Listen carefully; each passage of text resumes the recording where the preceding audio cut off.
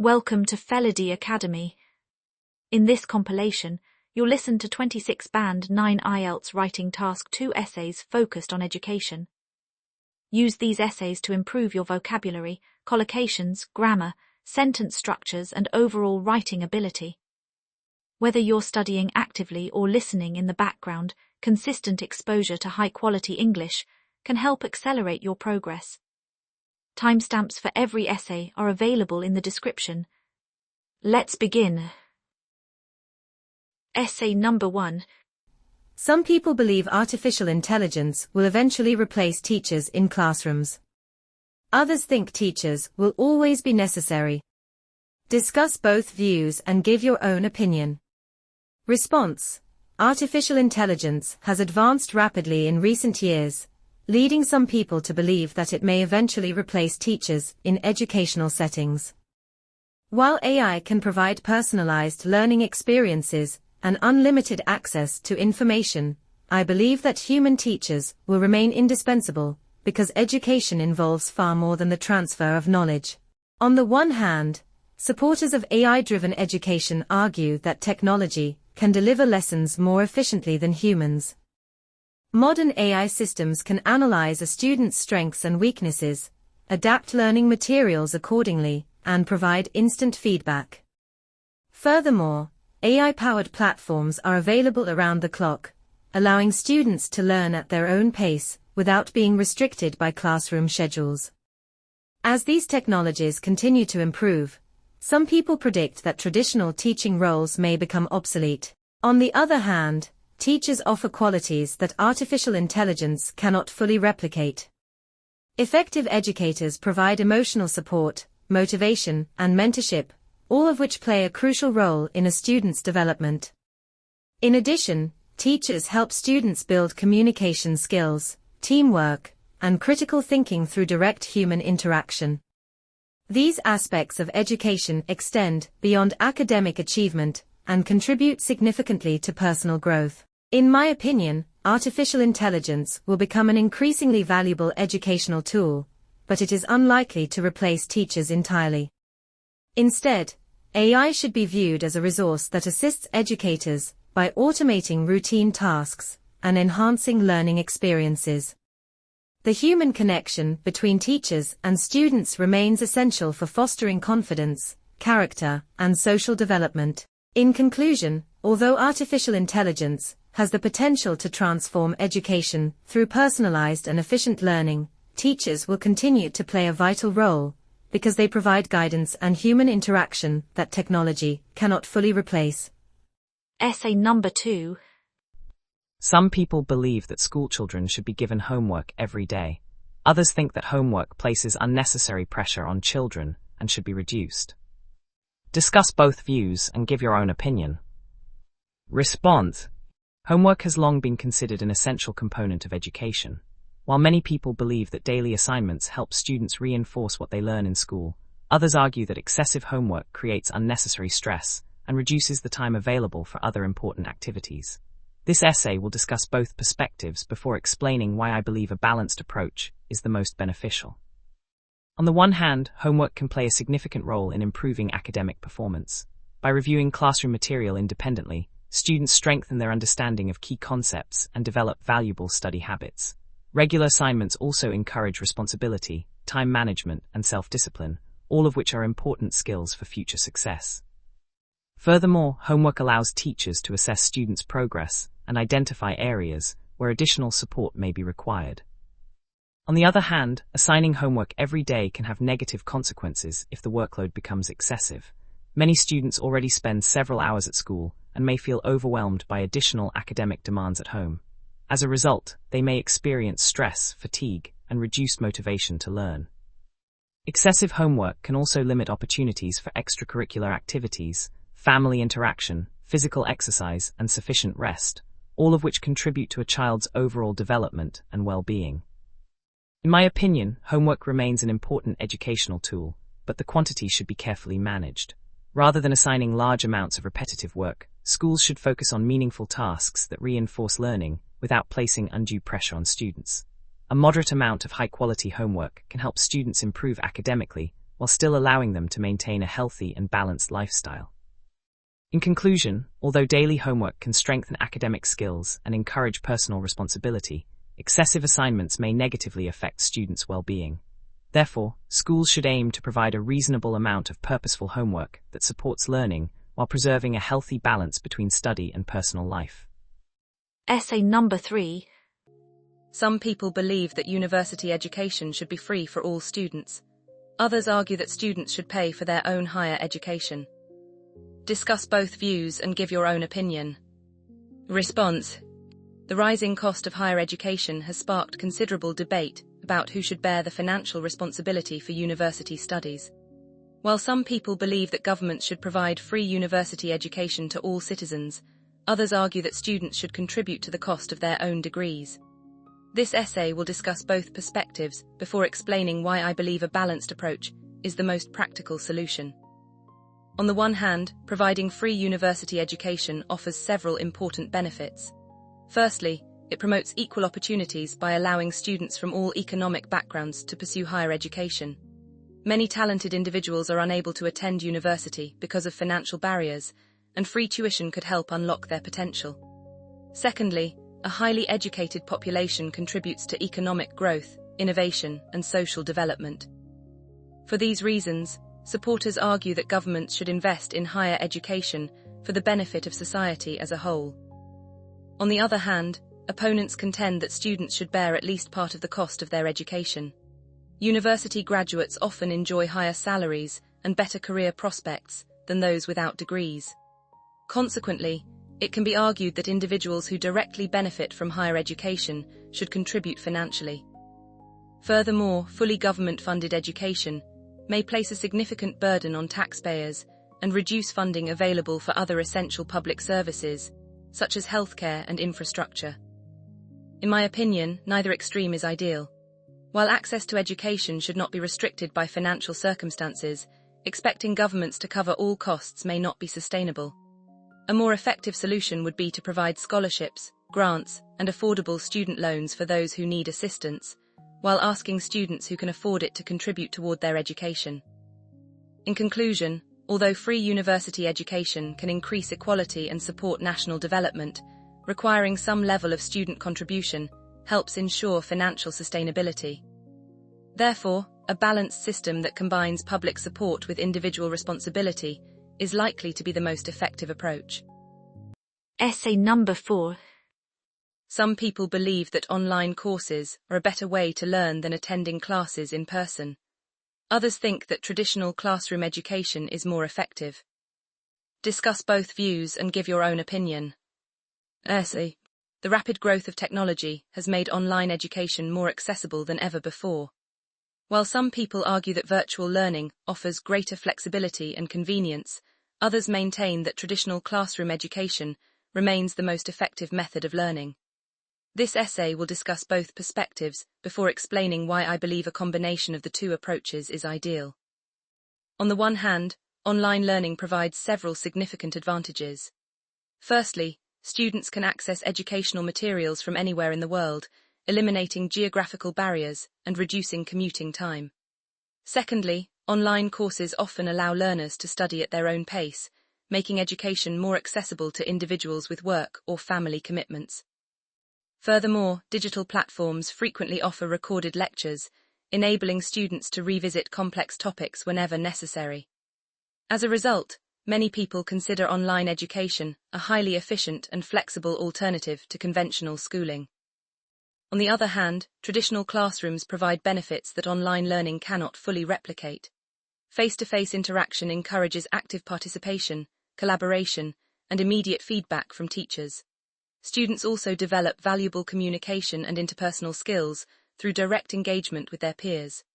Moreover, the structured environment of a classroom helps learners maintain discipline and focus, which can be challenging in an online setting where distractions are more common.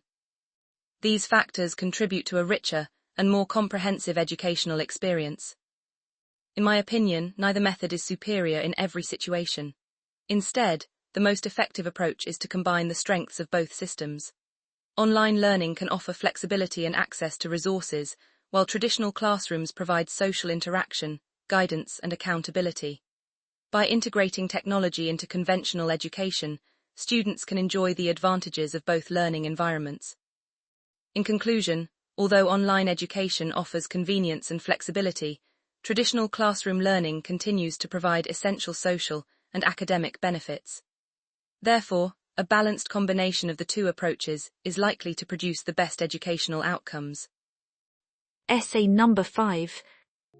Some people believe that school uniforms should be compulsory for all students. Others think that children should be free to choose what they wear to school. Discuss both views and give your own opinion. Response: the question of whether school uniforms should be mandatory remains a subject of debate in many countries. While some people argue that uniforms promote discipline and equality among students, others believe that children should have the freedom to express themselves through their clothing choices. This essay will discuss both perspectives before explaining why I believe school uniforms offer more benefits than drawbacks. On the one hand, requiring students to wear uniforms can create a more focused learning environment. When all students dress similarly, there is less pressure to wear fashionable or expensive clothing, which can reduce social inequality and bullying based on appearance. Uniforms may also foster a sense of belonging and school identity, encouraging students to feel part of a larger community. Furthermore, having a dress code can help maintain discipline and reduce distractions in the classroom. On the other hand, opponents argue that uniforms limit individuality and personal expression. Clothing is often a way for young people to demonstrate their personality, creativity, and cultural identity. By enforcing a standard appearance, schools may restrict students' ability to express themselves. Additionally, some families may find school uniforms expensive, particularly when specific items must be purchased from designated suppliers. In my opinion, the advantages of school uniforms outweigh the disadvantages. Although self-expression is important, schools primarily exist to provide education rather than serve as platforms for fashion. Uniforms help create an environment where students can focus on learning while minimizing unnecessary social comparisons. Any concerns regarding cost can be addressed through affordable uniform policies and financial assistance for families in need. In conclusion, while allowing students to choose their clothing supports personal freedom and individuality, compulsory school uniforms can promote equality, discipline, and a stronger sense of community. Therefore, I believe that schools should continue to require students to wear uniforms. Essay number 6. Some people believe that all students should be required to learn a foreign language at school.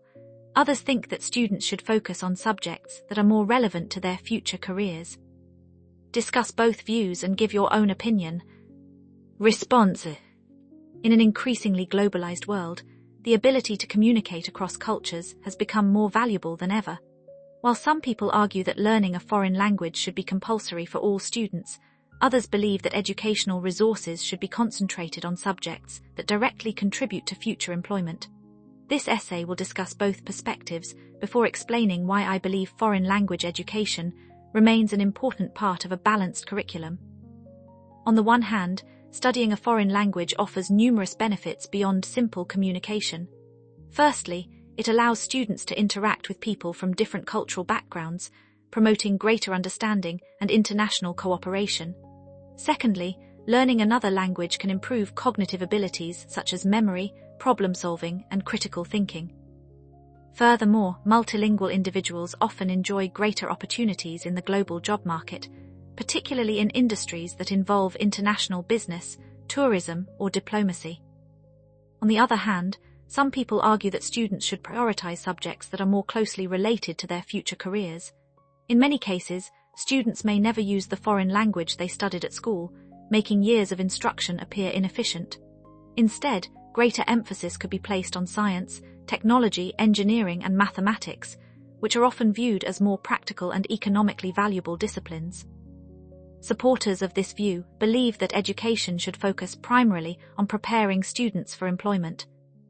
In my opinion, foreign language learning should remain a compulsory element of school education. Although career-related subjects are undoubtedly important, education should not be limited solely to vocational preparation. The ability to communicate with people from different cultures is an increasingly valuable skill in modern society, and language education contributes significantly to personal and intellectual development. In conclusion, While some people believe that students should concentrate on subjects that directly support future careers, learning a foreign language provides important cultural, cognitive, and professional advantages. Therefore, I believe that foreign language education should continue to be a required component of the school curriculum. Essay number 7. Some people believe that schools should spend more time teaching practical life skills, such as cooking, managing money, and basic household maintenance. Others think that schools should focus primarily on academic subjects. Discuss both views and give your own opinion. Response. The purpose of education has become an increasingly debated issue in modern society. While some people argue that schools should devote more time to teaching practical life skills, others believe that academic subjects should remain the primary focus of education. This essay will discuss both viewpoints before explaining why I believe a balance between the two approaches is necessary. On the one hand, teaching practical life skills can better prepare students for adulthood. Many young people leave school with strong academic knowledge, but limited understanding of everyday responsibilities such as budgeting, cooking, or managing personal finances. By introducing these skills into the curriculum, schools can help students become more independent and confident when they enter adult life. Furthermore, practical education may be particularly beneficial for students who do not intend to pursue higher education, as it equips them with skills that can be applied immediately. On the other hand, supporters of traditional education argue that schools already have a demanding academic curriculum. Subjects such as mathematics, science, history, and languages provide the foundation for higher education and many professional careers. Reducing classroom time devoted to these subjects could negatively affect students' academic achievement and future opportunities. In addition, some people believe that practical skills should be taught by parents and families rather than educational institutions. In my opinion, schools should incorporate practical life skills into their programs without sacrificing academic standards. Academic knowledge remains essential for intellectual development and career success, but students also need the skills required to manage daily life effectively. A balanced curriculum that includes both practical and academic learning would better prepare young people for the challenges of adulthood. In conclusion, while academic subjects play a crucial role in education, practical life skills are equally important for personal independence and long-term success. Therefore, schools should aim to provide students with both academic knowledge and practical competencies. Essay number 8. Some people believe that history is one of the most important school subjects. Others think that, in today's world, students should focus more on science and technology. Discuss both views and give your own opinion. Response. There is ongoing debate regarding the role of different subjects within modern education. While some people consider history essential because it helps students understand the past and learn valuable lessons from previous generations, others argue that greater emphasis should be placed on science and technology due to their direct relevance to contemporary society. This essay will examine both perspectives before explaining why I believe a balanced curriculum is the most beneficial approach. On the one hand, history plays a vital role in helping students understand how societies have developed over time. By studying historical events, young people can gain insight into the causes and consequences of political decisions, economic changes, and social movements. This knowledge encourages critical thinking and enables students to avoid repeating mistakes made in the past. Furthermore, history helps preserve cultural heritage and fosters a deeper appreciation of national identity. On the other hand, supporters of science and technology argue that these subjects are more relevant to the demands of the modern world. Technological innovation drives economic growth and has transformed nearly every aspect of daily life.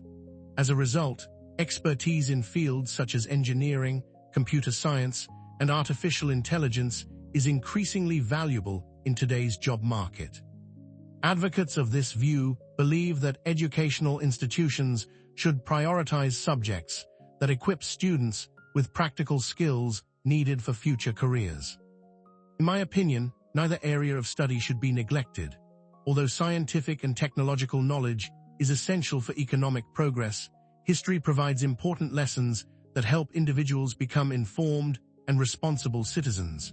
A well-rounded education should therefore include both disciplines, allowing students to develop technical expertise while also understanding the historical context that has shaped modern society. In conclusion, while science and technology offer significant career-related advantages, history remains an important subject that contributes to cultural awareness and critical thinking. Therefore, I believe schools should strive to maintain a balanced curriculum that values both fields equally. Essay number 9. Some people believe that university students should be allowed to study whatever they like. Others believe that they should only be permitted to study subjects that are useful for the future, such as science and technology. To what extent do you agree or disagree? Response: the question of whether university students should have complete freedom in choosing their fields of study remains a subject of considerable debate. While some people argue that higher education should focus primarily on disciplines that contribute directly to economic development, I believe that students should be free to pursue subjects that align with their interests and abilities, provided that they make informed decisions about their future careers. Those who support prioritizing subjects such as science and technology often point to their importance in driving innovation and economic growth. In an increasingly competitive global economy, countries require skilled professionals in areas such as engineering, information technology, and scientific research. By encouraging students to pursue these fields, governments may be able to address labor shortages and strengthen national competitiveness. Furthermore, graduates in technical disciplines often enjoy strong employment prospects and higher earning potential. However, restricting students' academic choices would be both impractical and unfair. Individuals possess different talents, interests, and career aspirations, meaning that not everyone is suited to scientific or technological fields. Subjects such as history, literature, law, and psychology also make valuable contributions to society and help develop essential skills, including critical thinking, communication, and problem-solving. Forcing students into disciplines that do not match their strengths may lead to poor academic performance and reduced motivation. In my opinion, universities should provide students with the freedom to choose their preferred subjects while ensuring that they understand the potential career opportunities associated with their decisions. A diverse workforce requires expertise across a wide range of fields, not solely those related to science and technology. Therefore, educational systems should encourage informed choice rather than impose unnecessary restrictions on academic study.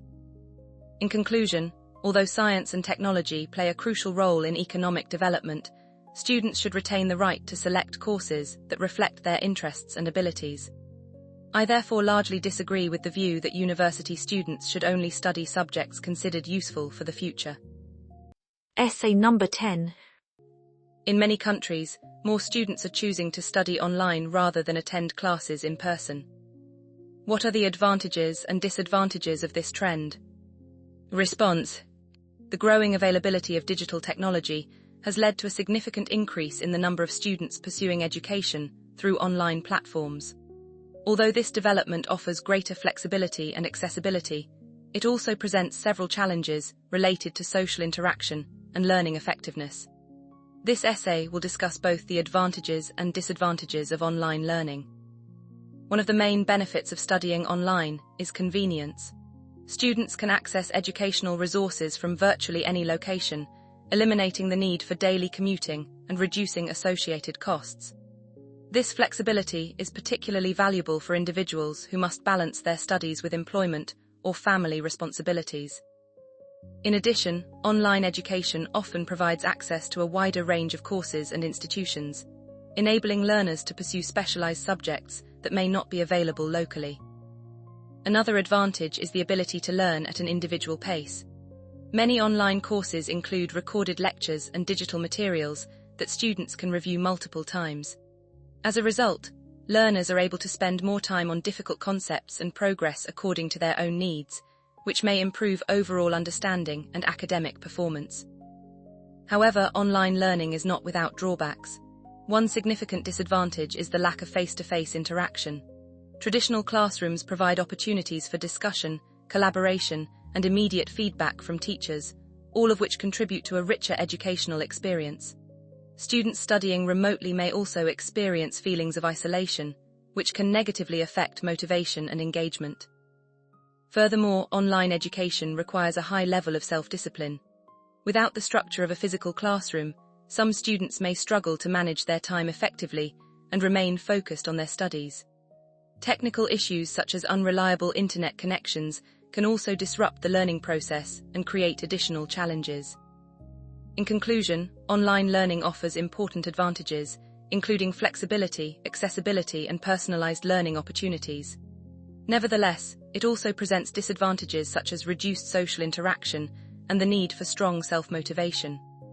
Overall, while online education can be highly effective, its success largely depends on the individual learner and their circumstances. Essay number 11. Many teachers believe that students are becoming less motivated to study at school. What are the causes of this problem, and what solutions can be implemented? Response: a growing number of educators have expressed concern about the declining level of student motivation in schools. As many young people appear less interested in academic achievement than previous generations, this issue has become a significant challenge for modern education systems. This essay will examine the main causes of this problem and propose several effective solutions. One major reason for declining motivation is the increasing presence of digital entertainment. Social media platforms, online games, and streaming services provide instant gratification, making traditional classroom learning seem less engaging by comparison. As a result, many students struggle to maintain their attention during lessons and may develop a preference for short-term entertainment over long-term educational goals. Another contributing factor is the lack of perceived relevance in certain subjects. Students are often more motivated when they understand how what they are learning will benefit their future careers or daily lives. However, when lessons appear disconnected from real-world applications, learners may question the value of studying and become less enthusiastic about their education. Several measures can be taken to address this issue. Firstly, schools should adopt more interactive teaching methods that actively engage students in the learning process. Group projects, educational technology, and practical activities can make lessons more enjoyable and meaningful.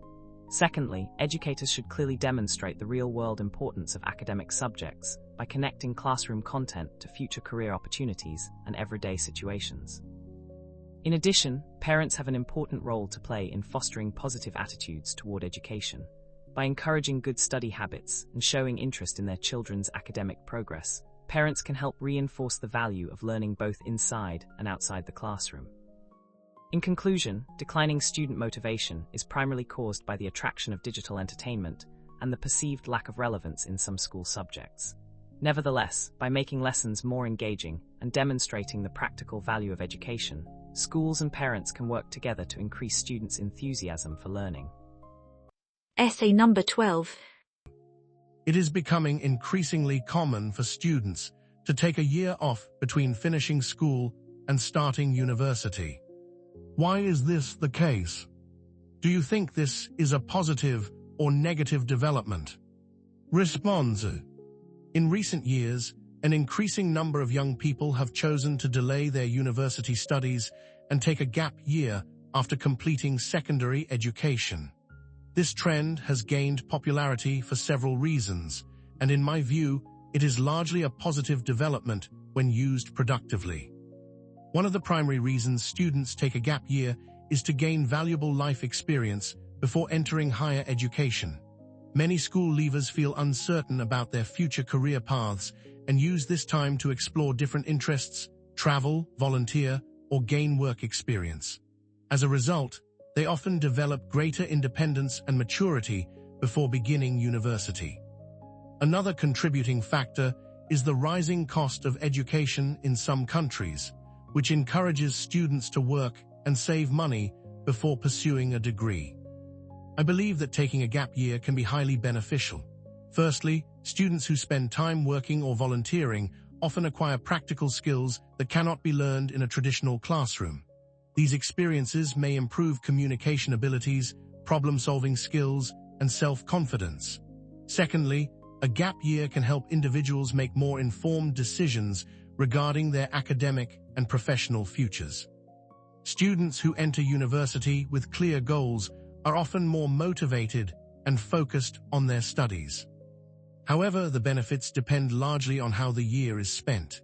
If students use this period unproductively, they may lose academic momentum and find it difficult to return to formal education. Therefore, Careful planning and meaningful activities are essential to ensure that a gap year contributes positively to personal development. In conclusion, the growing popularity of gap years can be attributed to the desire for life experience and financial preparation before university. Overall, I believe this trend is a positive development because it allows young people to mature, develop practical skills, and make better informed decisions about their future. Essay number 13. Some people believe that boys and girls should be educated in separate schools. Others think that mixed schools are a better option. Discuss both views and give your own opinion. Response: whether students should attend single-sex schools or mixed-gender schools has long been a subject of debate. While some people believe that educating boys and girls separately leads to better academic outcomes, others argue that mixed schools provide a more realistic and beneficial learning environment. This essay will discuss both perspectives before explaining why I believe co-educational schools are generally preferable. On the one hand, supporters of single-sex education argue that it can improve academic performance. Boys and girls often have different learning styles and may respond better to teaching methods specifically tailored to their needs. In addition, separating students by gender may reduce social distractions, allowing them to concentrate more fully on their studies. Some advocates also claim that students feel more comfortable participating in classroom discussions when they are surrounded by peers of the same gender. On the other hand, mixed schools offer several important advantages. Firstly, they allow students to interact with members of the opposite sex from an early age, helping them develop communication and interpersonal skills that are essential in adult life. Secondly, co-educational environments more closely reflect the realities of modern society and the workplace, where men and women are expected to collaborate effectively. Furthermore, mixed schools can promote mutual understanding and reduce gender stereotypes.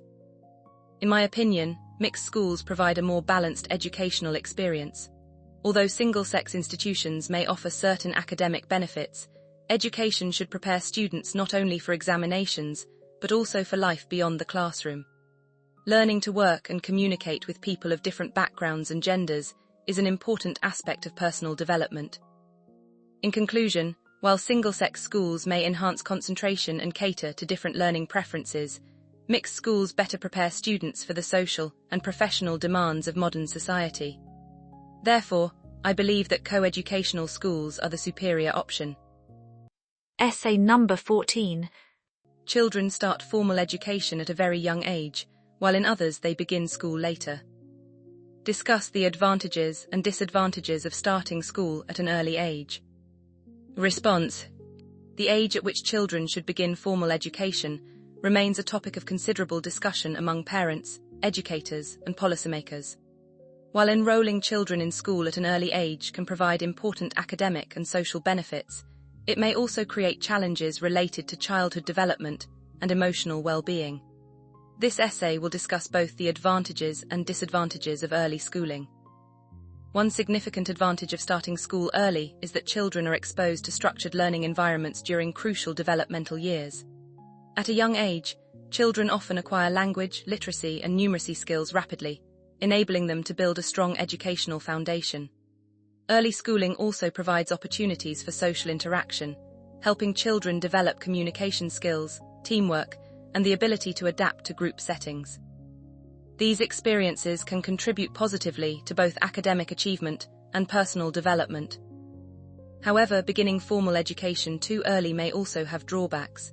Young children develop at different rates, and some may not be emotionally or psychologically prepared for the demands of a classroom environment. Excessive academic pressure at an early age could lead to stress, reduced confidence, and a negative attitude toward learning. Furthermore, time spent in formal education may reduce opportunities for free play, which many experts consider essential for creativity, independence, and healthy cognitive development. In my view, the benefits of early education generally outweigh the disadvantages, provided that schools adopt age-appropriate teaching methods. Rather than emphasizing academic performance, educational programs for young children should focus on exploration, creativity, and social development. This approach allows students to gain the advantages of early learning while minimizing potential negative effects. In conclusion, Starting school at a young age can enhance academic preparedness and social skills, but it may also place undue pressure on children who are not developmentally ready. Therefore, early education can be beneficial when it is carefully designed to meet the needs of young learners. Essay number 15. Many students choose to study abroad for their higher education. What are the advantages and disadvantages of studying in another country? Response. The increasing globalization of education has encouraged many students to pursue higher education overseas. While studying abroad can provide valuable academic and personal opportunities, it may also present challenges related to cost and adjustment. This essay will examine the advantages and disadvantages of undertaking university studies in another country. One major advantage of studying abroad is access to high-quality educational institutions and specialized academic programs. Many students choose overseas universities because they offer courses, facilities, or research opportunities that may not be available in their home countries. In addition, studying in a foreign environment exposes learners to different perspectives and teaching methods, which can broaden their intellectual horizons and enhance critical thinking skills. Another significant benefit is personal development. Living independently in a new country requires students to adapt to unfamiliar situations, manage responsibilities, and solve problems on their own. As a result, many international students develop greater confidence, resilience, and cultural awareness. Furthermore, proficiency in a foreign language and international experience can improve future employment prospects in an increasingly competitive global job market. However, studying abroad also has certain disadvantages. The most obvious drawback is the financial burden associated with tuition fees, accommodation, and living expenses. For many families, overseas education represents a substantial investment. Additionally, international students may experience culture shock, homesickness, and difficulties adjusting to a new social environment. These challenges can negatively affect both academic performance and emotional well-being, particularly during the initial stages of study. In conclusion, studying abroad offers considerable advantages, including access to excellent educational opportunities, personal growth, and enhanced career prospects. Nevertheless, these benefits must be weighed against the financial costs and adjustment difficulties that many students encounter. Overall, despite the challenges involved, studying overseas is generally a worthwhile experience for those who are adequately prepared. Essay number 16. Some people believe that all young people should attend university after finishing school. To what extent do you agree or disagree? Response. In many societies, obtaining a university degree is often viewed as the most desirable path to success. Consequently, some people argue that all young adults should pursue higher education after completing secondary school. While university can provide significant benefits, I strongly disagree with the view that it is the most suitable option for everyone. Those who support universal university attendance often point to the advantages associated with higher education. A university degree can improve employment prospects, increase earning potential, and provide specialized knowledge in a particular field. Furthermore, universities help students develop valuable skills such as critical thinking, research abilities, and effective communication. In an increasingly knowledge-based economy, these qualifications can enhance an individual's competitiveness in the job market. However, requiring all young people to attend university would ignore the diversity of talents, interests, and career aspirations that exist within society. Many occupations do not require a university degree and instead rely on vocational training, apprenticeships, or practical experience. Skilled trades such as plumbing, electrical work, and carpentry play an essential role in the economy and often offer stable and rewarding careers. Forcing individuals into academic programs that do not align with their strengths may lead to poor performance, wasted resources, and reduced motivation. In my opinion, young people should be encouraged to choose educational and career pathways that best suit their abilities and ambitions. While university is an excellent option for many students, it should not be regarded as the only route to success. A balanced society requires professionals, skilled tradespeople, entrepreneurs, and many other contributors who possess different forms of expertise. In conclusion, although university education offers numerous academic and professional advantages, it is not appropriate for every individual. Therefore, I disagree with the idea that all young people should attend university after leaving school. Essay number 17. Some people believe that teachers should be stricter in order to improve students' behavior and academic performance. Others think that a friendly and supportive approach is more effective. Discuss both views and give your own opinion. Response. The role of teachers in managing student behavior has become an increasingly debated issue in modern education. While some people argue that strict discipline is necessary to maintain order and maximize academic achievement, others believe that students learn more effectively in a supportive and encouraging environment. This essay will discuss both perspectives before explaining why I believe a balanced approach is the most effective. On the one hand, supporters of stricter teaching methods contend that discipline is essential for creating a productive learning environment. Clear rules and firm expectations can help minimize classroom disruptions, allowing teachers to focus on delivering lessons efficiently. Furthermore, students may develop greater self-discipline and respect for authority when consistent standards are enforced. As a result, stricter classrooms often experience fewer behavioral problems and may achieve stronger academic outcomes.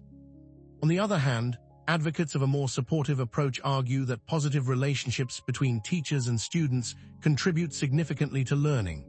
When students feel respected and encouraged, they are often more willing to participate in class, ask questions, and take intellectual risks. In addition, excessive strictness can create anxiety and reduce students' motivation to learn. A nurturing educational environment may therefore promote both academic success and emotional well-being. In my opinion, neither extreme is ideal. While discipline is undoubtedly important for maintaining an effective classroom, it should be combined with understanding and encouragement. Teachers who establish clear expectations while also supporting their students are more likely to foster both academic achievement and personal growth. In conclusion, although strict teaching methods can improve discipline and reduce disruptions, a friendly and supportive approach offers important educational and emotional benefits. Therefore, I believe that the most successful teachers are those who balance firmness with empathy. Essay number 18. Some people believe that parents should play an active role in their children's education. Others think that education is primarily the responsibility of schools. Discuss both views and give your own opinion. Response. The extent to which parents should be involved in their children's education remains a subject of ongoing debate. While some people argue that schools should bear the primary responsibility for educating young people, others believe that parental involvement is essential for academic success.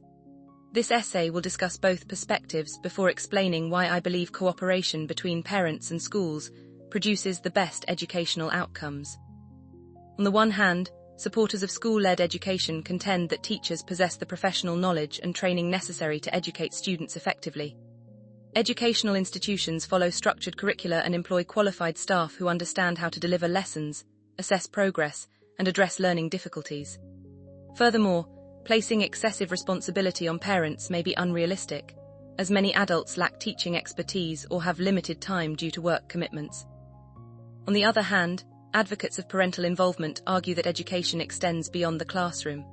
Parents can reinforce learning by monitoring homework, encouraging good study habits, and providing emotional support. Children whose parents take an active interest in their education are often more motivated and disciplined. In addition, strong communication between families and schools can help identify academic or behavioral issues before they become serious problems. In my opinion, education should be viewed as a shared responsibility. While schools provide the professional instruction necessary for academic development, parents play a crucial role in creating a supportive learning environment at home. When both parties work together, students are more likely to achieve their full potential. In conclusion, although schools are responsible for delivering formal education, parental involvement remains an important factor in student success. Therefore, I believe that effective collaboration between parents and educational institutions leads to the most positive educational outcomes. Essay number 19.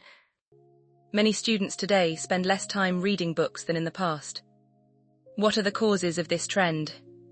What solutions can be implemented to encourage reading? Response.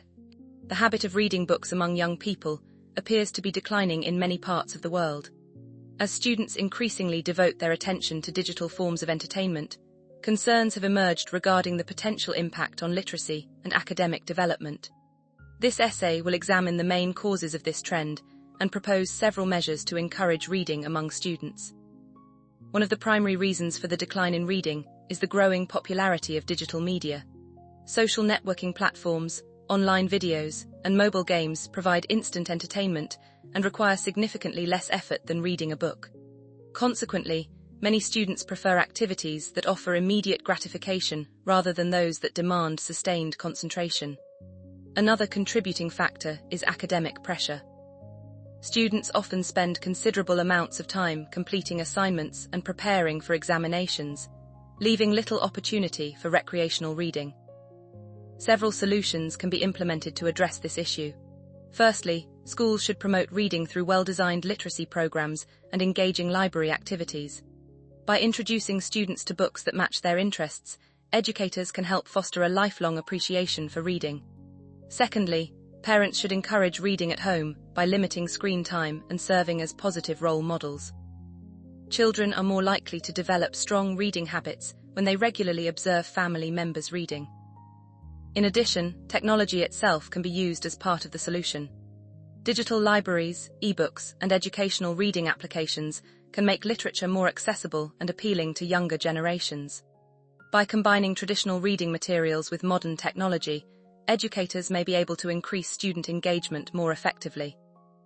In conclusion, the decline in reading among students is largely caused by the attraction of digital entertainment and increasing academic demands. However, through the combined efforts of schools, parents, and educational technology providers, it is possible to cultivate stronger reading habits and encourage a greater appreciation of literature. Essay number 20. In many schools and universities, some students choose to cheat in examinations and assignments. Why do students do this? What can be done to reduce cheating? Response. Academic dishonesty has become a growing concern in many educational institutions. Despite strict regulations and potential penalties, some students continue to cheat in examinations and coursework. This essay will discuss the main reasons behind this behavior and suggest several measures that can be taken to minimize it. One of the primary causes of cheating is academic pressure. Many students face intense expectations from parents, teachers, or even themselves to achieve high grades. As a result, some individuals may resort to dishonest practices when they feel unable to meet these standards through legitimate means. Another contributing factor is poor time management. Students who procrastinate or fail to prepare adequately for assessments may view cheating as a convenient way to avoid failure. To address this issue, educational institutions should focus on both prevention and enforcement. Firstly, schools and universities can provide better academic support, including study skills workshops and time management training. By helping students develop effective learning strategies, educators can reduce the temptation to cheat. Secondly, institutions should implement clear academic integrity policies and enforce meaningful consequences for dishonest behavior. When students understand the risks involved, they may be less likely to engage in misconduct. Technology can also play an important role in reducing cheating. Plagiarism detection software and secure online examination systems can help identify dishonest practices more effectively.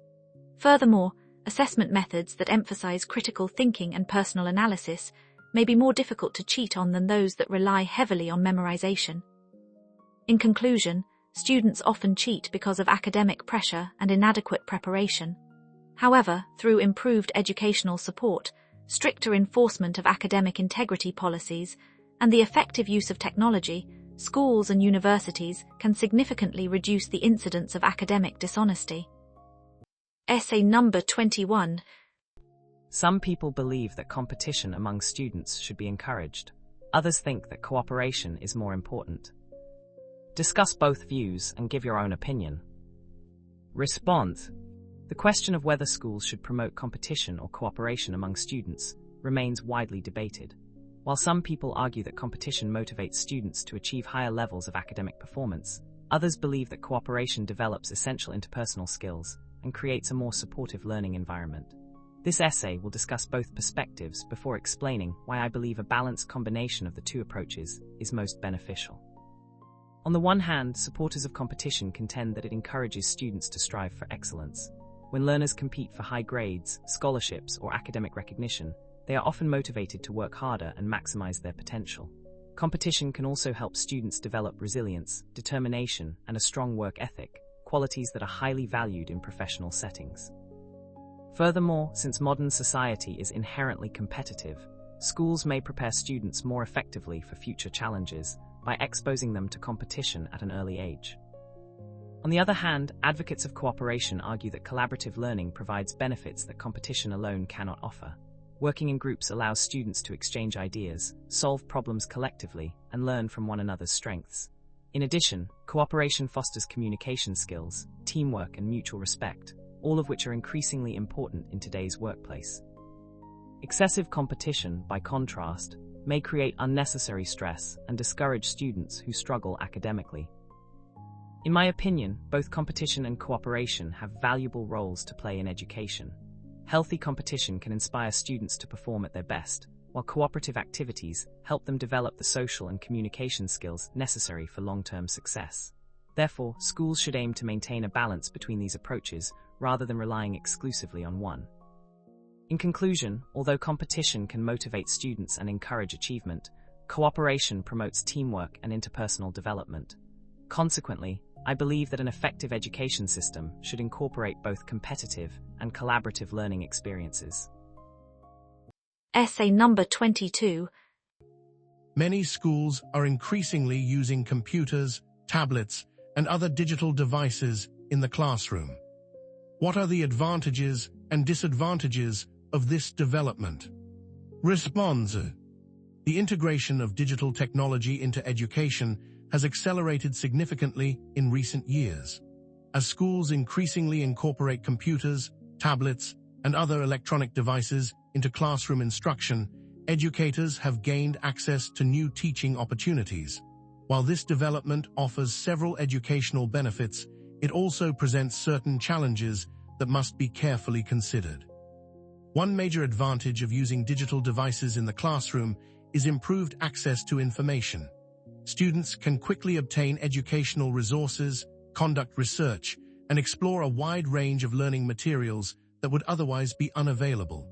In addition, technology can make lessons more interactive and engaging through multimedia presentations, educational applications, and virtual learning platforms. As a result, students may become more motivated and actively involved in the learning process. Another benefit is the development of digital literacy. In today's technology-driven world, the ability to use digital tools effectively has become an essential skill. By incorporating technology into education, schools can help students become more comfortable with software, online communication, and information management, all of which are valuable in higher education and future careers. However, there are also disadvantages associated with excessive reliance on technology. One concern is that digital devices may distract students from their studies. Access to social media, games, and non-educational content can reduce concentration and negatively affect academic performance. Furthermore, prolonged screen time may contribute to health issues such as eye strain and reduced physical activity. Another drawback is the potential for inequality. Not all students have equal access to technological resources outside school, which may create educational disparities. Schools that rely heavily on digital learning may unintentionally disadvantage students from less affluent backgrounds. In conclusion, the use of digital devices in classrooms offers significant advantages, including greater access to information, enhanced student engagement, and improved digital literacy. Nevertheless, these benefits must be balanced against concerns regarding distraction, health effects, and unequal access to technology. Essay number 23. Some people believe that schools should make financial education a compulsory subject for all students. To what extent do you agree or disagree? Response: as modern financial systems become increasingly complex, there is growing discussion about whether schools should provide formal financial education. Some people argue that all students should be required to study subjects such as budgeting, saving, investing, and managing debt. I strongly agree with this view because financial literacy is an essential life skill that can help individuals make informed decisions and avoid common financial problems. One reason financial education should be compulsory is that many young people leave school without a basic understanding of money management. Although students spend years studying traditional academic subjects, they often receive little instruction on how to manage personal finances. As a result, some young adults struggle with budgeting, overspend their income, or accumulate unnecessary debt. Teaching financial literacy at school could equip students with the knowledge needed to make responsible financial decisions throughout their lives. Another important benefit is that financial education can contribute to long-term economic well-being. Individuals who understand concepts such as saving, investing, and compound interest are generally better prepared to build financial security. Furthermore, financially informed citizens are less likely to make costly mistakes and may contribute more effectively to the broader economy. In this way, financial literacy benefits not only individuals, but also society as a whole. Admittedly, some people argue that schools already have crowded curricula and should focus primarily on academic subjects. However, given the practical importance of financial knowledge in everyday life, allocating time to financial education would be a worthwhile investment. Schools are responsible for preparing students for adulthood, and financial competence is an important aspect of that preparation. In conclusion, financial education should be a compulsory component of the school curriculum. By teaching students how to manage money responsibly and make sound financial decisions, schools can better prepare young people for the challenges of adult life. Essay number 24. Some people believe that reducing the number of students in a class is the best way to improve the quality of education. Others think that there are more effective methods. Discuss both views and give your own opinion. Response: the quality of education is influenced by a variety of factors, leading to ongoing debate about the most effective ways to improve student outcomes. While some people argue that reducing class sizes is the most effective solution, others believe that factors such as teacher quality and educational resources play a more important role. This essay will discuss both perspectives before explaining why I believe improvements in teaching quality are generally more significant than smaller classes. On the one hand, supporters of smaller classes contend that they allow teachers to provide more individual attention to students. With fewer learners in each classroom, educators can identify learning difficulties more quickly, offer personalized feedback, and adapt lessons to meet individual needs. Furthermore, smaller classes may encourage greater participation, as students often feel more comfortable asking questions and engaging in discussions. As a result, academic performance may improve. On the other hand, many people argue that teacher quality has a greater impact on educational outcomes than class size alone. A highly skilled teacher can effectively manage a large classroom, motivate students, and deliver engaging lessons regardless of the number of learners present.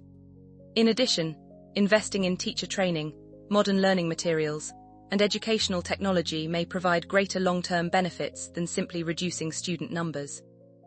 Schools with excellent resources and well-trained educators often achieve strong results even when class sizes are relatively large.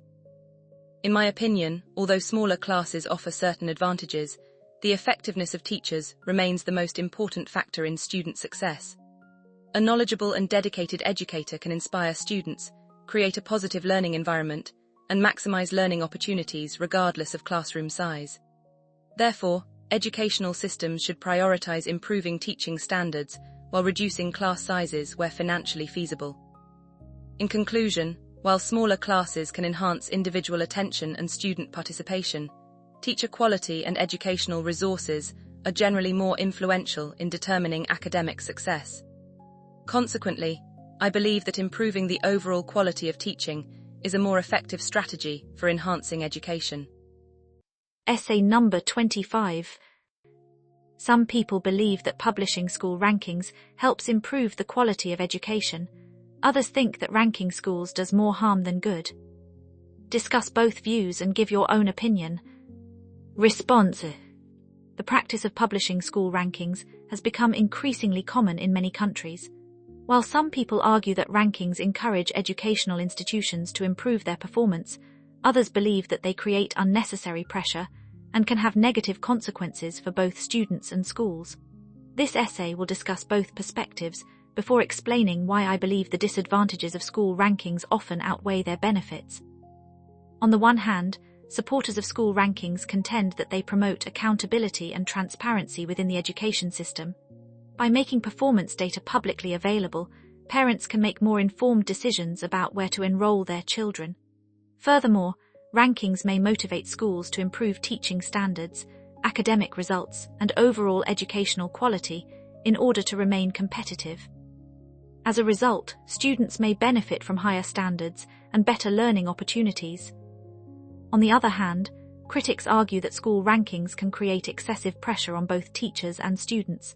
When educational institutions focus heavily on achieving higher positions in league tables, they may prioritize examination results over broader educational objectives such as creativity, critical thinking, and personal development.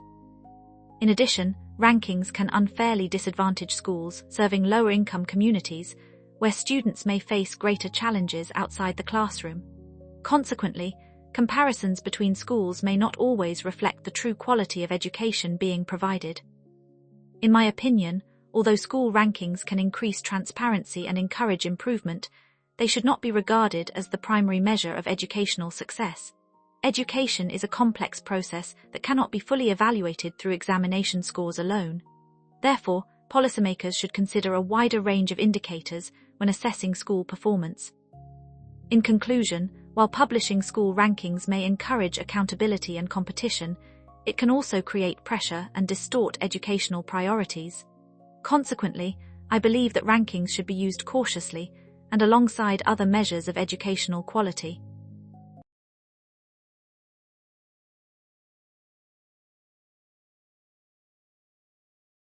Essay number 26.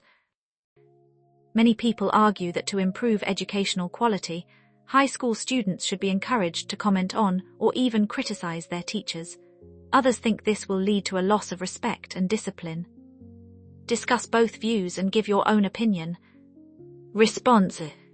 The question of whether high school students should be encouraged to evaluate and criticize their teachers has generated considerable debate. While some people believe that student feedback can contribute to better educational outcomes, others argue that such practices may undermine respect for teachers and weaken classroom discipline. This essay will discuss both perspectives before explaining why I believe constructive feedback should be encouraged within appropriate boundaries. On the one hand, supporters of student feedback contend that it can play a valuable role in improving teaching quality. Students interact with teachers on a daily basis and are therefore well positioned to identify strengths and weaknesses in teaching methods.